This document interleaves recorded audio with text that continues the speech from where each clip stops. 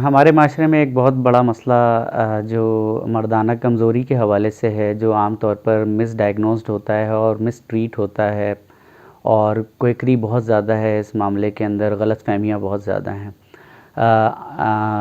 4 basic reasons होते हैं इस प्रॉब्लम के।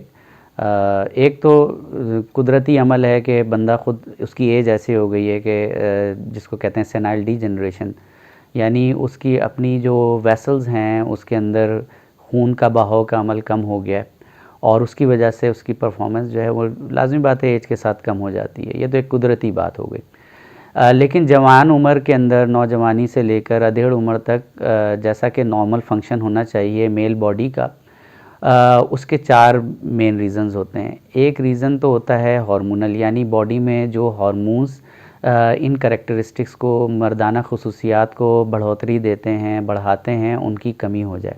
एक नंबर 2 के डायबिटीज़ या ब्लड प्रेशर या इस तरह के किसी मर्ज़ की वजह से जो खून ले जाने वाली नालियाँ हैं उनके अंदर कोई ऐसी कमी वाक़या हो जाए या उनका डायमीटर नैरो हो जाए, पतला हो जाए, उसकी वजह से भी ये प्रॉब्लम आती है। ये प्रॉब्लम आमतौर पे अधेड़ उम्र के लोगों के अंदर होती है। तीसरी एक इसका रीज़न जो हो सकता है, जो सबसे कॉमन है, वो साइकोजेनिक है, यानी मरीज़ नफ्सियाती तौर पर अपने आप को अंदर से कमज़ोर महसूस करता है और वो समझता है कि मैं ये अमल परफ़ॉर्म करने के काबिल नहीं हूँ, या अगर कर भी पाऊँगा तो शायद उसके अंदर कोई कमी रह जाएगी और मैं उस तरीके से नॉर्मल अपनी ज़िंदगी नहीं गुजार सकता। जो चौथा सबब है वो वेनस लीक कहलाता है, यानी अब कुदरती तौर पर खून उज़ू में आ रहा है और उसको असूलन वहाँ पे रुकना चाहिए फॉर सर्टेन पीरियड, जब तक कि मर्द अपनी ख्वाहिश पूरी कर रहा है उस दौरान उस खून का बहाव उज़ू में रहना चाहिए। और उसका तरीक़ा कुदरत ने ये रखा हुआ है, बहुत ही हाई प्रोफाइल एक अल्लाह ताला ने सिस्टम बनाया है कि खून का बहाव अंदर की तरफ तो होता है, यानी उज़ू में तो आता है, लेकिन बाहर जाने से रुक जाता है इस पूरे अमल के दौरान और बहुत कम मिक़दार में ब्लड वापस जाता है दिल की तरफ। लेकिन बाज़ नौजवानों में बदकिस्मती से कुदरती तौर पर ऐसा हो जाता है कि खून आ तो रहा है लेकिन वापस भी उसी रफ्तार से जा रहा है। इसको हम वेनस लीक कहते हैं, जिसकी वजह से नॉर्मल परफॉर्मेंस नहीं हो पाती और ऐसे मरीज़ फिर मुख्तलिफ फिर दरवाज़े खटखटाते हैं, लाज़मी बात है उनको पता भी नहीं होता कि कहाँ जाना है। इस तरह के कुछ मरीज़ हमारे पास भी आते हैं और इंटरवेंशन रेडियोलॉजिस्ट जो है, हमारे पास एक ट्रीटमेंट ऑप्शन भी इसका मौजूद है, जो कि दुनिया में बड़ी तेज़ी से इंट्रोड्यूस भी हुआ है, लोग इस पे बात भी कर रहे हैं और परफॉर्म भी कर रहे हैं। इसका तरीक़ा इलाज जदीद ये होता है कि जो एंडोवास्कुलर, यानी हम रगों के अंदर जाते हैं अपने कैथेटर्स के ज़रिए, जिस तरह आपने कार्डियक एंजियोग्राफी सुनी होगी, इसी तरह से बिल्कुल ये एंजियोग्राफी के ज़रिए प्रोसीजर किया जाता है और उन वेंस को जो कि उज़्व ख़ास को ड्रेन कर रही होती हैं, उनको हम ख़ास ग्लू के ज़रिए और कॉइल्स के ज़रिए बंद कर देते हैं। जब वो वेंस बंद हो जाती हैं तो जिस वक्त खून का दौरानिया अंदर की तरफ आता है उज़ू में, तो वापसी का रास्ता उसका रुकावट का शिकार हो जाता है और इस तरह जो नॉर्मल फंक्शन है मर्दाना, वो बहाल होना शुरू हो जाता है।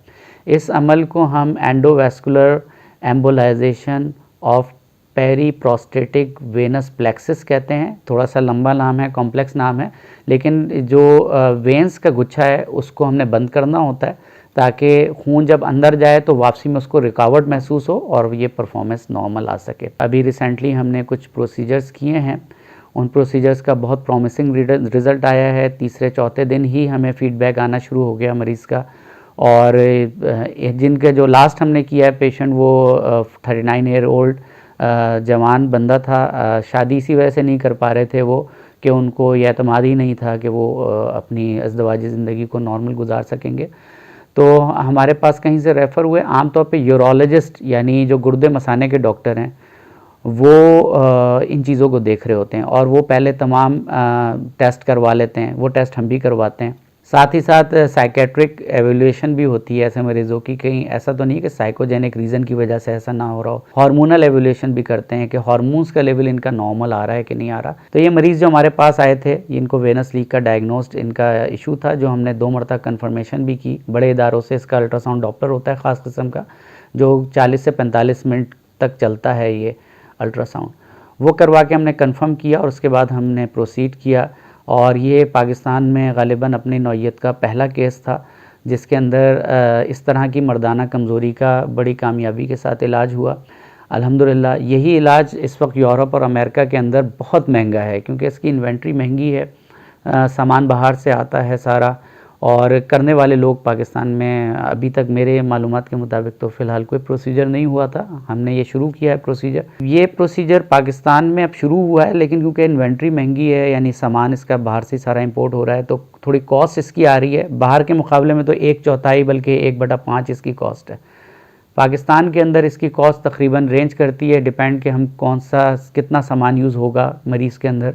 बाज़ मरीज़ों में दोनों तरफ की वेंस खुली हुई होती हैं, बाज़ में एक तरफ की वेन होती है, तो इसमें जितने कॉइल्स यूज़ होंगे, जितना ग्लू यूज़ होता है, उस हिसाब से इसकी इन्वेंट्री बनती है और चार्जेस बनते हैं। एवरेज कॉस्ट इसकी तकरीबन 4 से लेके 7 लाख के दरमियान आ रही है। यही अमेरिका और यूरोप के अंदर इससे कम 4 से 5 गुना ज़्यादा आती है कॉस्ट। जो मर्द होता है जब वो जवान होता है तो उसको ये अंदाज़ा हो जाता है कि उसकी परफॉर्मेंस क्या है और कैसी होनी चाहिए। फिर लोग लिटरेचर सर्च करते हैं। जिनकी शादियां कम उम्र में हो जाती हैं उनको तो अंदाज़ा हो जाता है, लेकिन जो हमारे यहाँ क्योंकि शादियाँ ही लेट होती हैं और 28 साल, 30 साल, 32 साल तक लोगों को पता नहीं चलता, फिर इतना ज़्यादा मवाद मौजूद है, यानी जो नेगेटिव मवाद जिसको हम कहेंगे वो मौजूद है इंटरनेट के ऊपर भी और किताबों में, अखबारों में, कि उसकी वजह से वैसे भी लोग बहुत ज़्यादा साइकोलॉजिकली डिप्रेस हो जाते हैं और समझते हैं कि हम नॉर्मल नहीं हैं। तो एक आदमी को पता कैसे चलेगा कि उसमें एक कमज़ोरी है? उसका पैरामीटर तो कि रात के वक्त मर्द की बॉडी में एक नॉर्मल तब्दीली आती है जो रात के आखिरी हिस्से में होती है आमतौर पर, और ये हार्मोनल चेंजेस की वजह से बॉडी में आती है। अगर तो नौजवान के अंदर ये रोज़ाना या हर दूसरे दिन ये अमल हो रहा है तो वो नॉर्मल ही कहलाएगा, उसके अंदर कोई एबनॉर्मेलिटी नहीं है। हमारे अगर किसी को ये भी नहीं होता तो फिर उसको यूरोलॉजिस्ट की यानी जो गुर्दे मसाने के डॉक्टर हैं उनकी असिस्टेंस लेनी चाहिए, या कोई करीबी फैमिली फिजिशियन है उनकी असिस्टेंस लेनी चाहिए। और किसी भी किस्म की दवाई खाने से पहले या किसी भी हकीमी नुस्खे को इस्तेमाल करने से पहले मुस्तनद मुआलिज और डॉक्टर के पास पहुंचना ज़रूरी है। आम तौर पर इस चीज़ की तशख़ीस क्योंकि रेडियोलॉजी के ज़रिए ही होती है, अल्ट्रासाउंड के ज़रिए होती है और सिटी स्कैन के ज़रिए होती है, तो वहाँ से पेशेंट हमारे पास रेफ़र हो जाता है। और फिर अब ये नया तरीक़ा इलाज क्योंकि ऑफ़र ही हम कर रहे हैं, लिहाजा फिर उसकी फ़र्दर ट्रीटमेंट भी हमारे पास होगी। पाकिस्तान में कोई इस वक्त डाटा ऐसा अवेलेबल नहीं है जिसके बारे में वसूख के साथ कह सकें कि कितने मर्द इम्पोटेंसी का शिकार हैं और उनकी क्या मेजर वजूहात हैं, लेकिन पूरी दुनिया का जो डाटा है वो ये बताता है कि 4 मेन वजूहात जैसा कि मैंने पहले बताई हैं। हमारे माशरे में हमारा भी ख्याल ये है कि साइकोजेनिक कॉज सबसे ज़्यादा लीडिंग है, यानी नफ्सियात और डिप्रेशन की वजह से मर्दों की परफॉर्मेंस नीचे हो जाती है बहुत सारे मर्दों में। और कुल इम्पोर्टेंट पेशेंट अगर मिसाल के तौर पे 100 हैं तो उसमें से 70 से 80% यही वाली कैटेगरी पाई जाती है। उसके अलावा आर्टीरियल इंसफिशेंसी जो कि डायबिटिक पेशेंट्स में हो सकती है, क्योंकि शुगर के अंदर भी जो वेसल्स होती हैं वो नैरो हो जाती हैं कि खून का पहुंचना ही मुमकिन नहीं हो पा रहा या सही से खून पहुंच नहीं पा रहा उज़ू के अंदर, तो ये भी कंट्रीब्यूट कर रही हैं। और मेरा अपना ख्याल है, इस पे कोई साइंटिफिक डाटा नहीं है मेरे पास, लेकिन मेरा ख्याल है कि 10 से 15% ये मरीज़ भी माशरे में मौजूद हैं। वेनस लीक के पेशेंट जो हैं वो निस्बतन कम हैं, लेकिन दे हैव सिग्निफिकेंट सिम्टम्स फिर, क्योंकि इनका नॉर्मल फंक्शन ही जवानी में ही बहाल नहीं हो रहा होता। तो ये यानी तादाद कम, निस्बतन कम है, लेकिन ये इम्पॉर्टेंट है क्योंकि ये ट्रीटेबल भी हैं। दूसरी बात ये है कि ये नॉर्मल अपने फंक्शन में जा ही नहीं पाते ज़िंदगी भर, तो इनको अंदाज़ा नहीं होता कि नॉर्मल फंक्शन होगा ही कैसे।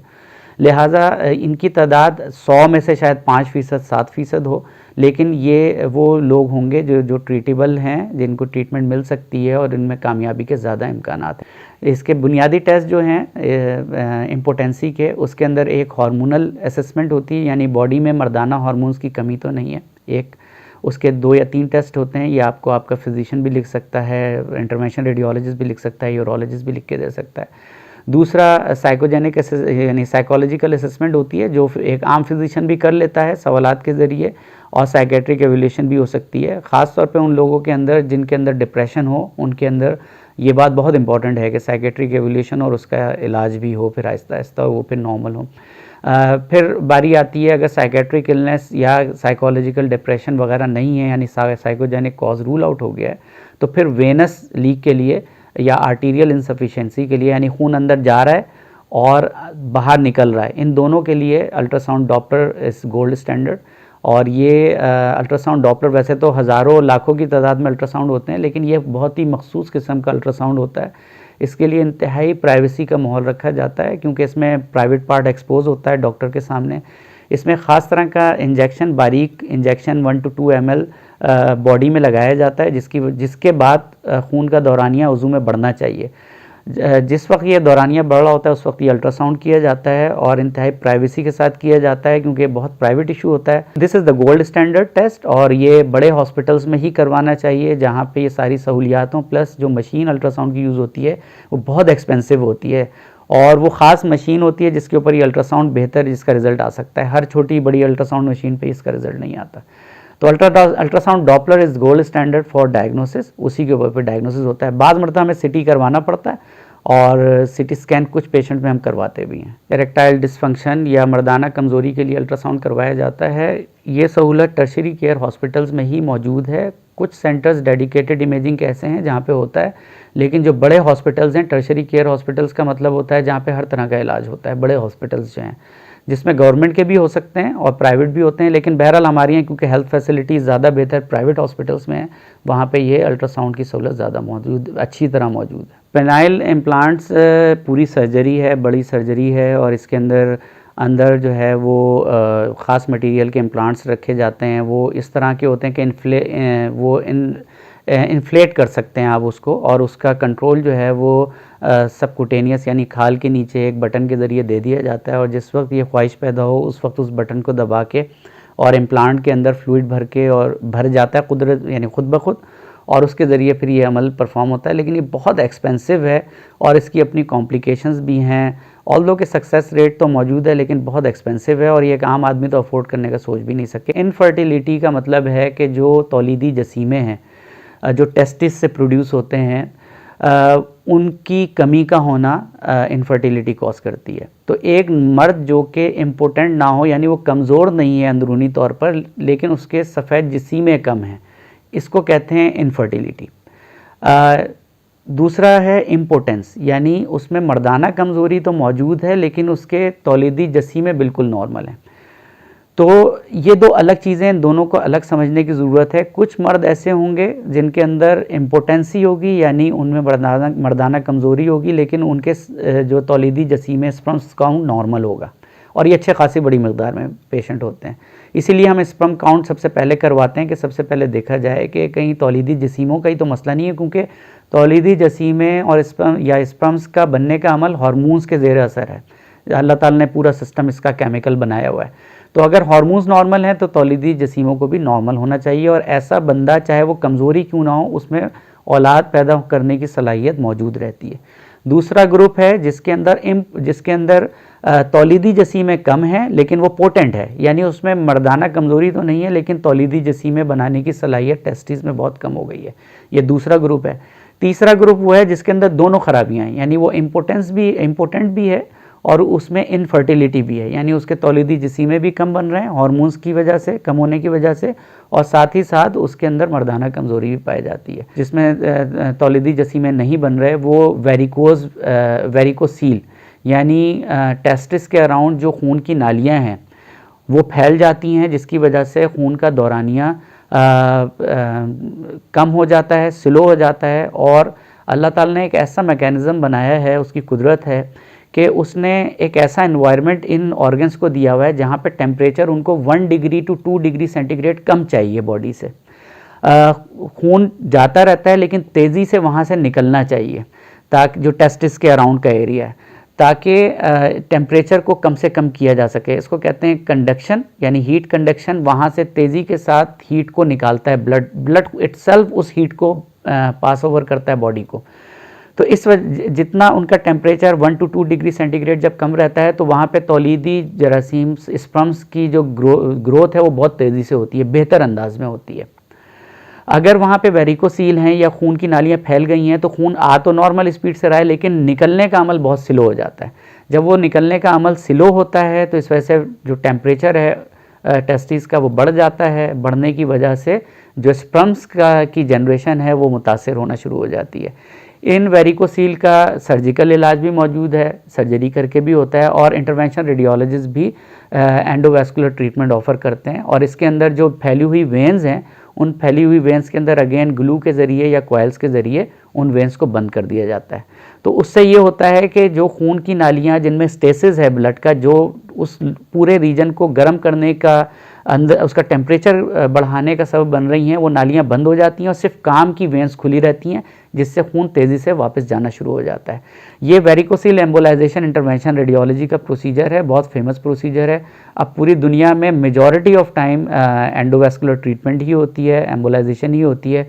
बहुत रेयर केसेस में या कॉम्प्लेक्स केसेस में सर्जिकल ट्रीटमेंट दी जाती है। प्री मैच्योर एजुकेशन जिस चीज़ का नाम है वो ये कि एक नॉर्मल अल्लाह ताला ने मर्द के अंदर सलाहियत रखी है कि वो एक सर्टेन पीरियड तक, जिसका ताल्लुक अगेन नफ्सियात से और माहौल से होता है, उस दौरान जिस वक्त ये मियाँ और बीवी मिलते हैं, वो एक सर्टेन टाइम तक जो है वो होल्ड करके रख सकता है अपने आप को। और अगर तो वो होल्ड करके नहीं रख पा रहा और वो फ़ौरन 10, 15, 20 सेकेंड्स के अंदर ड्रेन हो जाता है, तो इसको कहते हैं प्री मैच्योर एजुकेशन।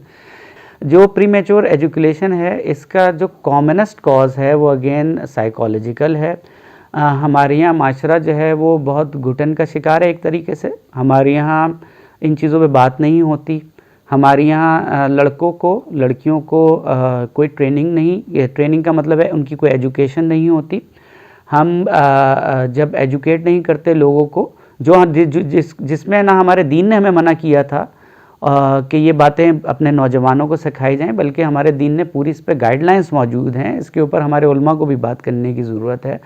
जब उनको सही गाइडलाइन नहीं मिलती तो सवाल पैदा होता है कि वो कहाँ से पता करें कि ये उनके साथ ये मसला है। तो फिर वो सर्च करते हैं खुद से। आम तौर पे सर्चिंग के दौरान गलत मवाद उनको मिलता है, अखबारों में गलत इश्तिहारात छपते हैं, वो उनको पढ़ते हैं, गलत लोगों के हाथों, क्वेक्स के हाथों वो चढ़ जाते हैं। और उसके अलावा फिर वो नेट से सर्च करते हैं तो इस तरह की दवाइयाँ इस्तेमाल करनी शुरू कर देते हैं। जो दुनिया की सबसे मशहूर दवा है वो पाकिस्तान के अंदर इस सिलसिले में, इम्पोर्टेंस के सिलसिले में, वो पाकिस्तान में रजिस्टर्ड ही नहीं है। और हमने ये सुना है, लोग कहते हैं कि मार्केट में ब्लैक में बिकती है और बहुत महंगी बिकती है और बहुत बड़ी मकदार में पाकिस्तान में आती है। क्योंकि एक कानूनी चीज़ मौजूद नहीं है तो लोग गैर कानूनी ज़राए को इस्तेमाल करते हैं। उनको बाद मरतबा इल्म होता है जब भी करते हैं, बाद मरतबा इल्म ही नहीं होता। ख़ासतौर पर नौजवानों को ये पता ही नहीं चलता कि वो कहाँ जाके इस मसले को डिस्कस करें। तो हमारे दीनी हल्के हों चाहे दुनियावी हल्के हों, इस पर बात करने से बहुत कतराते हैं। एक और गलतफहमी जिसको कह लें, जो मेरे हिसाब से और साइंटिफिक डाटा जिसका मौजूद नहीं है, कि अखबारों में हम अक्सर देखते हैं और इश्तिहार एक मखसूस स्टाइल में ही लिखे जाते हैं इश्तिहारात के, डॉक्टर साहब या फ़लाना हकीम साहब या फ़लाना हेमोपैथिक डॉक्टर साहब, मैं जवानी में ये काम करता रहा हूँ, इस वजह से अब मुझे मर्दाना कमज़ोरी लाहक हो गई है। बुनियादी तौर पर ऐसा कोई साइंटिफिक डाटा मौजूद नहीं है। अल्लाह ताला ने इंसान के जिस्म को इतना मजबूत बनाया है कि वो अगर रोज़ाना भी इस अमल से गुज़रे और एक दिन में एक से ज़्यादा मरतबा भी गुजरे तो उसके अंदर ये सलाहियत वापस आ जाती है। ये ऐसा ही है जैसा कि हम चलते फिरते हैं तो हमारे मसल्स को ख़त्म तो नहीं हो जाते चलने फिरने से, बल्कि इनफैक्ट जब हम चलते फिरते हैं तो मसल्स को स्ट्रेंथ मिलती है। इसी तरीके से अगर जायज़ और हलाल काम अगर कोई इंसान रोज़ाना भी करता है, दिन में एक से ज़्यादा मरतबा भी करे, तो उसकी परफॉर्मेंस को नीचे नहीं जाना चाहिए, उसकी परफॉर्मेंस दिन ब दिन बेहतर होनी चाहिए असूली तौर पर। यह ज़्यादातर साइकोलॉजिकल इशू बन जाता है और ख़ुद नौजवान ये सोचने लगता है कि मेरी सलाहियत कम हो गई है और फिर वो चीज़ डिप्रेशन में कन्वर्ट होती है। Depression psychogenic cause of erectile dysfunction में कन्वर्ट होता है और उसकी वजह से परफॉर्मेंस लिटरली नीचे जानी शुरू हो जाती है। इसमें अब उन लोगों की भी बात कर लेते हैं कि जो कि नॉर्मल हैं, जिनको ना वेनस लीक का इशू है, जिनको आर्टीरियल इंसफिशेंसी नहीं है, डायबिटिक नहीं है, लेकिन उनको भी ये शिकायत हैं और बहुत बड़ी मकदार माशरे में स्पेशली जो 40s और 50s में लोग हैं उनको ये शिकायत मौजूद होती है कि अब पहले वाली बात नहीं है। और देखें, एक तो कुदरती बॉडी बहरहाल जब आगे जाती है उम्र के साथ तो हार्मोनल चेंजेस आती हैं, वो अपनी जगह पे मौजूद है, लेकिन हमारे यहाँ जिस तेज़ी से ये तब्दीली आती है उसके असबाब बड़े क्लियर हैं, हम देखना नहीं चाहते, हम उस पर बात नहीं करना चाहते। उसमें जो सबसे ज़्यादा जो, जैसा कि मैंने आपको पहले बताया कि ये जो 4 मेन रीज़न्स हैं इम्पोटेंसी के या परफॉर्मेंस नीचे जाने के, उसमें जो कॉमनेस्ट है जो पूरी दुनिया में और हमारे यहाँ बिलखसूस, वो साइकोजेनिक। फिर माशरे के अंदर जिस तरीके से जाली दूध मिलता है, जिस तरीके से जाली खुराक मिलती है, कोई चीज़ खालिस नहीं मिल रही है और माशी हालात तंग हैं कि वो ब्रांडेड चीज़ें लें, इम्पोर्टेड चीज़, असली चीज़ लें। इवन जो हमारा गोश्त है वो भी अब खालिस उस तरीके से नहीं रहा है। हालांकि पाकिस्तान में लाइव स्टॉक बहुत अच्छा है, लेकिन इसके बावजूद उसमें भी मिलावट हो रही है। सब्जियां गंदे पानी से फल फूल रही हैं, खाद का इस्तेमाल बहुत ज़्यादा है, यूरिया का। इस खुराक की वजह से और जो डिप्रेसिव किस्म के इन्वायरमेंटल कंडीशंस है, ख़ास तौर पे शहरी इलाकों में और ख़ास तौर पे कराची के अंदर जो हालात हैं इस वक्त, वो लिवेबल एक हेल्दी लाइफ जीने के लिए बहुत ज़्यादा कोई फेवरेबल नहीं है। ये चीज़ें मर्दाना जो ताकत है उसको बहरहाल इफ़ेक्ट कर रही हैं, बहुत तेज़ी के साथ इफ़ेक्ट कर रही हैं। मर्द आमतौर पर जब घर पहुंचते हैं तो वो उस वक्त शाम हो चुकी होती है। मेजॉरिटी मर्द पहुंचते हैं तवील सफ़र करके, 1.5 घंटा 2 घंटा एवरेज इस वक्त रोड टाइम है ट्रैफिक का, वापसी का 5 से लेकर 10 बजे तक यही ट्रैफिक इस तरह कराची में चल रहा होता है। कोई मास ट्रांजिट प्रोजेक्ट है नहीं कि लोग बैठे आराम से, उनको ड्राइव करना है या उनको बाइक पे जाना है या बसों में लटक के जाना है, उन पे धूल मिट्टी आ रही है उनकी। जब वो घर पहुंचते हैं तो वो थकन का शिकार होते हैं, और जब थकन होती है तो इंसान वैसे भी बॉडी को नींद चाहिए, उसको सुकून चाहिए, तो उसकी ये परफॉर्मेंस कैसे निकल के सामने आ सकती है। तो इस सारे तनाजुर को देखने की ज़रूरत है। जो लोग अपनी इन परफॉर्मेंस को, जिनमें कोई ख़राबी नहीं है, यानी ना वेनस लीक है, ना वो डायबिटिक है, ना हाइपरटेंसिव है, ना उनमें आर्टीरियल इंसफिशिएंसी डायग्नोज्ड है, बल्कि उनमें साइकोजेनिक कॉज मौजूद है सामने, उनको अपना ये लाइफस्टाइल थोड़ा बेहतर करने की कोशिश करनी चाहिए जितना भी हो सके। एक्सरसाइज इस चीज़ को खसूसी तौर पे इम्प्रूव नहीं करती, बल्कि वो ओवरऑल बॉडी फंक्शंस को इम्प्रूव करती है। जब ओवरऑल बॉडी फंक्शन इम्प्रूव होता है तो इस चीज़ पे भी उसका असर आता है डेफिनेटली। फिर खाना खाने का एक बहुत इम्पोर्टेंट, खाना हमारे यहाँ लोग खाते हैं रात को 11 बजे 12 बजे, लेकिन हमारे यहाँ हम खाना बहुत ज़्यादा खाते हैं, बहुत सम्शियस टाइप का फूड खाते हैं, घी वाली चीज़ें बहुत ज़्यादा खाते हैं, सादा ग़िज़ाएँ हमारे यहाँ नहीं है, मरगूब ग़िज़ाएँ ज़्यादा हैं। तो ये भी चीज़ें इम्पैक्ट कर रही हैं। और हम खाना जब लेट खाएंगे 11 बजे रात को 12 बजे, तो आप बेड टाइम के ऊपर कोई ख़ास परफॉर्मेंस नहीं दे सकते। परफॉर्मेंस के लिए मैदे का खाली होना बेहतरीन है।